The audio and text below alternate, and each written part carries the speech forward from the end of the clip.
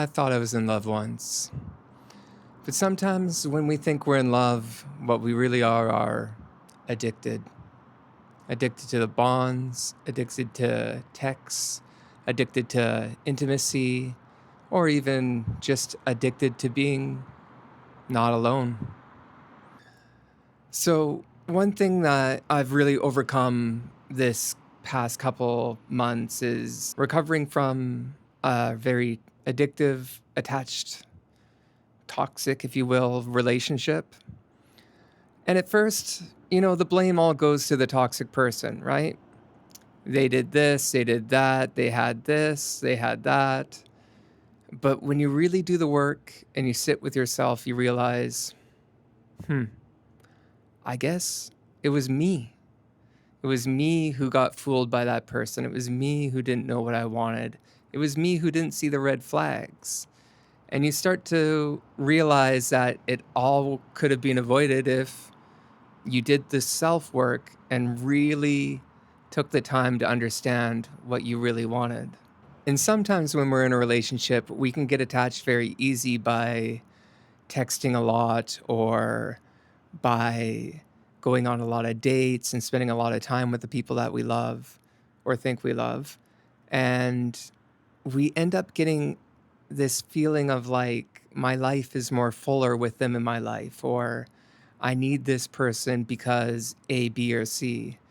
When in reality, if you can't sit with yourself and enjoy the peace and quiet of your own thoughts and your own environment, then how do you expect to with another person? And not only that, but how do you expect to be there for them if you can't be there for yourself? And sometimes in a relationship, when someone realizes it's not going the way that they want, they pull away. And our natural tendency is to chase that or to follow. And we really can't chase when we're in a relationship. When someone pulls away and you feel more drawn to them, that's not love, that's attachment. Now, to go back to me and my personal journey, in the deepest relationship I ever had, where I thought I was completely in love, and I slowly started to realize that it was attachment, I was in a very interesting predicament because the girl I was in love with had borderline personality disorder. And there were different mood switches. There was, well, a lot of stuff. Not her fault completely. It is what it was. It is what it was. It was what it was. But I I found out that she had that and I kept going. And that was my fault and my not knowing my worth, right? And eventually I realized I need to be with myself a lot more. I need to love myself. I need to pour into myself. I need to meditate. I need to hear my own thoughts and sit for a while and realize more what I want in a partner. And when you do that and you sit in the silence, it's it's very difficult because silence can be boring at times. When you're in a wild relationship, going to parties or dancing or even to the park for a picnic or walking through the woods, you have this excitement and you're sharing it with someone and you feel alive and you don't feel alone and all these wonderful feelings, right? And then when you sit with yourself, you're like, well, this is boring and hmm, I feel alone or I feel incomplete or I feel, whatever negative thought comes in your head. But in reality, you're doing the work.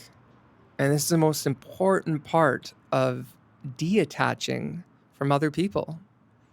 Thoughts of your ex could come in your head. You could grab your phone and try to text her or check her Instagram. And these keep you attached.